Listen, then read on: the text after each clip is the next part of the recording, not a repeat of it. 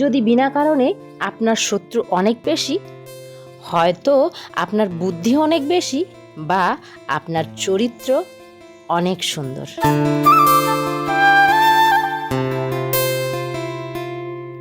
তুমি নিজেকে পছন্দ করো, তুমি নিজের সুনাম করো, কারণ তোমাকে অপছন্দ করার আর তোমার সমালোচনা করার মানুষ অনেক আছে এখানে।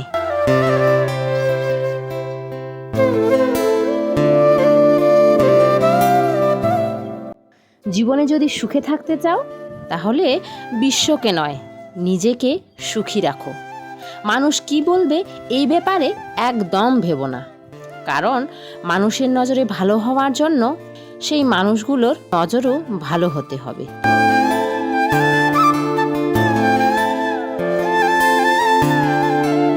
সবার জীবনে কঠিন সময় আসা খুব দরকার। আপনি ভাবছেন আমি কেন এমন বলছি? আসলে আপনার যে খারাপ সময় হয় বা কঠিন সময় হয়, সেটা বলে দেয় যে আপনার আপনকে আর পরকে, আপনার শুধু খুশিতে কে সাথে থাকে আর আপনার দুঃখে কে আপনার সাথে দাঁড়িয়ে থাকে। তাই সবার জীবনে কঠিন সময় আসা খুব দরকার। এখানে আপনার আপনজনের পরিচয় পাবেন। কি ঠিক বললাম কি না? আর কি বলতো, এই পৃথিবী অনেক অদ্ভুত। এখানে যাদের যেমন দেখা যায় তেমন হয় না, আর যেমন হয় তেমন দেখা যায় না।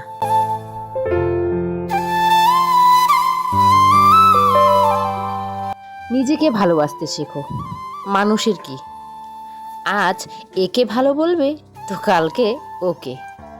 গুণবতী বৌমা হওয়ার জন্য এতটাও সহ্য করো না যে সামনের জন তোমাকে খেলনা ভেবে নেয়।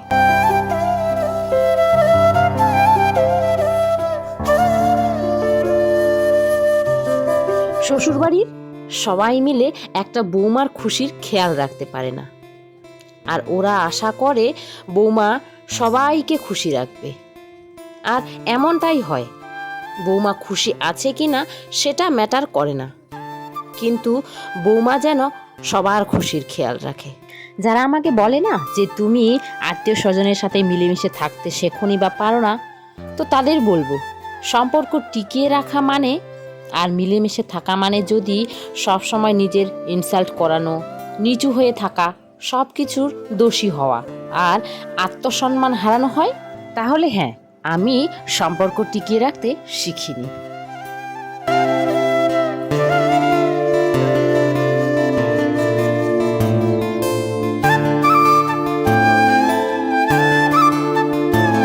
মাথা নিচু করে যে সম্পর্কটাকে টিকিয়ে রেখেছো, অবহেলা পেতে পেতে যে মানুষটাকে মাথায় তুলে রেখেছো, না চাইতে যাকে অনেকটা গুরুত্ব দিয়ে যার কাছে নিজেকে হেলা ফেলার পাত্র করে ফেলেছ, একা চেষ্টা করে যে সম্পর্কগুলোকে বাঁচিয়ে রেখেছ, একটু ভালো থাকার আশায় যেখানে রোজ চোখের জল ফেলেছ, নিজের মূল্য হারিয়েছ, অনেকটা ভালোবাসা দিয়েও প্রতিবার যেখান থেকে খালি হাতে ফিরেছ। বিসর্জন দিতে শেখো এবার সেই সমস্ত সম্পর্ককে, মানুষকে আর জায়গাকে।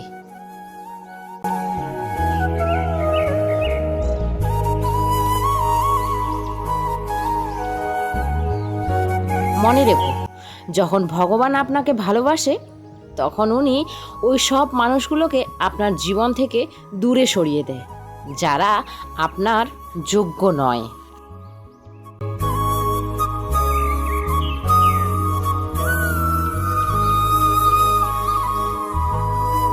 ঈশ্বর বলেন, তারা তোমাকে ছেড়ে যায়নি, আমি তাদেরকে সরিয়ে দিয়েছি, কারণ আমি তাদের এমন কথোপকথন শুনেছি যা তুমি শোনোনি, আর তোমাকে শোনায়নি কারণ তুমি সহ্য করতে পারতে না।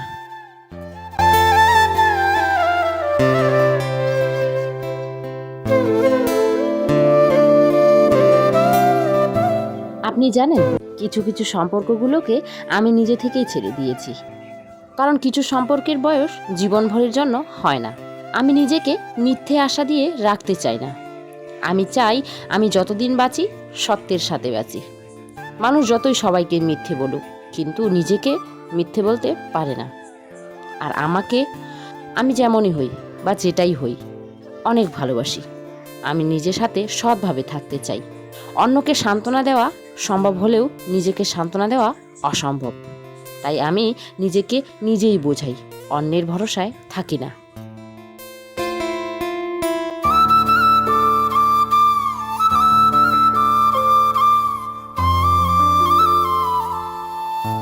কখনো যদি মনে হয় সারা পৃথিবী তোমাকে একা করে দিয়েছে, এখন তোমার সাথে কেউ নেই, তুমি একা হয়ে গেছো, তখন একবার রোদে দাঁড়িয়ে দেখো, তোমার ছায়া সব সময় থাকে তোমার সাথে। তুমি তোমার জন্য আছো। তুমি নিজেকে স্ট্রং বানাতে পারো, তুমি নিজেকে কাঁদাতে পারো, হাসাতে পারো। তুমি নিজের জীবনের সমস্ত খুশির ডিসাইড নিজে করতে পারো।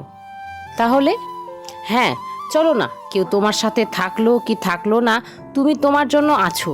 তোমার খুশির ডিসাইড নিজে করো, অন্যের উপর ডিপেন্ড করো না।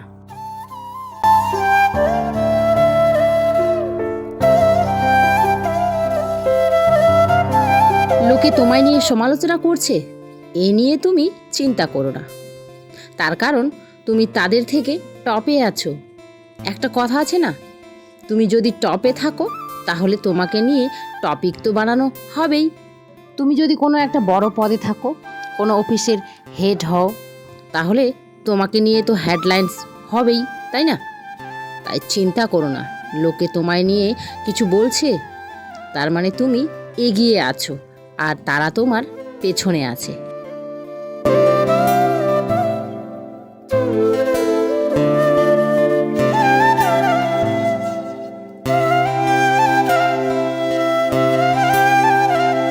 তুমি যে কথাগুলো বলো একদম খাঁটি কথা। আমার নামটা নিও নাজমুন আরা। তো তোমার নামটা নিয়ে নিলাম বনু, আশা করছি তুমি খুশি হবে। তো আজকে শরীরটা অনেকটাই ভালো আছে, গতকালকে ভালো ছিল না। অল্প একটু সকালবেলার ভিডিওগুলো করেছিলাম, তারপরে আর সারাদিন ভিডিও করা হয়নি। তারপরে এটা যেটা তোমরা দেখছো লাল নাইটিটা পরা আর কি, তো সেটা হলো আজকের ব্লগ। তো আজকে অনেকটাই শরীরটা ভালো আছে, তাই দেখি সারাদিন ব্লগটা কন্টিনিউ করার চেষ্টা করব। তোমরা আমাকে এত ভালোবাসা দিচ্ছ আর এত মিষ্টি মিষ্টি কমেন্ট করো, তো তার জন্য আমার ভিডিও করার এনার্জিটা অনেকটাই বেড়ে যায়। শরীরটা ভালো থাকুক আর না থাকুক, ভিডিও করার এনার্জিটা কোথা থেকে যেন চলেই আসে তোমাদের জন্য। তো যাকে বন্ধুরা, বাসির সমস্ত কাজ কমপ্লিট করে পুজোটাও সেরে নিলাম। এখন কাপড় চোপড় সব দিয়ে মেলে তারপরে হচ্ছে রান্না বসাবো বলতে সানের দিকে ভাতে হাঁড়ি বসিয়ে দিয়েছে, চালও দিয়ে দিয়েছে। আমি বলে দিলাম কতটা চাল দিতে লাগবে।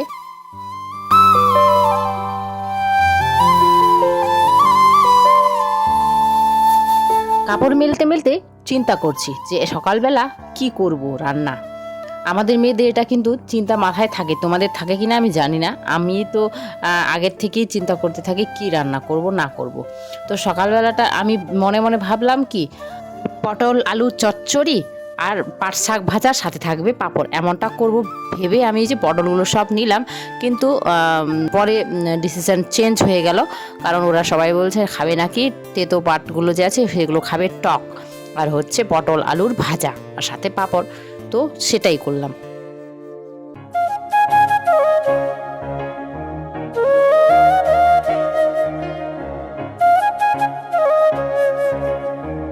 আর এই গরমে টক খেতে কিন্তু ভালোই লাগে, যদিও আমার এই শাক দিয়ে টক খাওয়াটা একদম ভালো লাগে না। আমার ডাল খেতে ভালো লাগে আর কি। তো এদিকে ভাতও হয়ে গেছে, ভাত তুলে নিলাম, রান্নাবান্নাও হয়ে গেল। তো সবাই মিলে এখন খাওয়া দাওয়াটা সেরে নেব। তারপরে আবার দুপুরে আছে এদিকে খাসির মাংস হবে আজকে, সেই রান্নাটা করতে হবে। আর গরম যা দিয়েছে না, তোমাদের ওদিকে যে কেমন গরম আমাকে অবশ্যই কমেন্টে জানিও বন্ধুরা। আর কে কোথা থেকে দেখছো ব্লগগুলো সেটাও কিন্তু অবশ্যই জানিও কমেন্টে।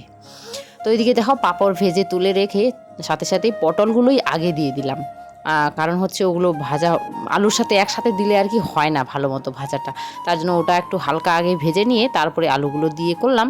আর দুপুরের জন্য করে নিচ্ছি ওদিকে টমেটোর চাটনিটা, যেহেতু ওদিকে রান্না করছি তো এমনি ফাঁকা থাকবে, তার জন্য ভাবছি টমেটোর চাটনিটাও করে রেখে দেই, ওরা দুপুরবেলা খাবো। এখন ঝোলের সাথে টক ঝোলের সাথে চাটনিটা খেতে ভালো লাগবে না, দুপুরেই খাবো।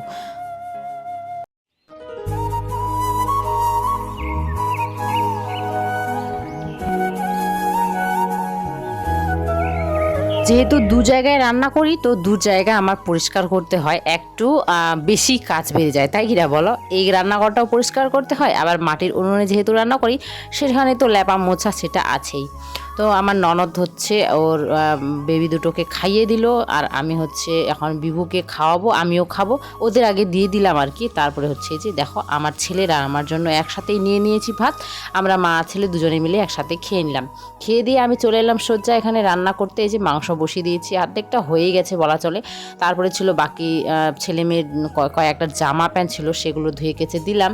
আর এখানে দেখো ছেলেটা অনেকক্ষণ ধরা জল নিয়ে খেলছে, তার জন্য রান্নাটা ওখানে ওদিকে হচ্ছে, মাংস হতে যেতে সময় লাগে একটু, তাই না? তার জন্য ভাবলাম আগে বিভুকে স্নানটা করে দিই। ওকে স্নান করে যে তুলে নিলাম, এখন আমি রান্নাটা ভালো মতো করে নিই।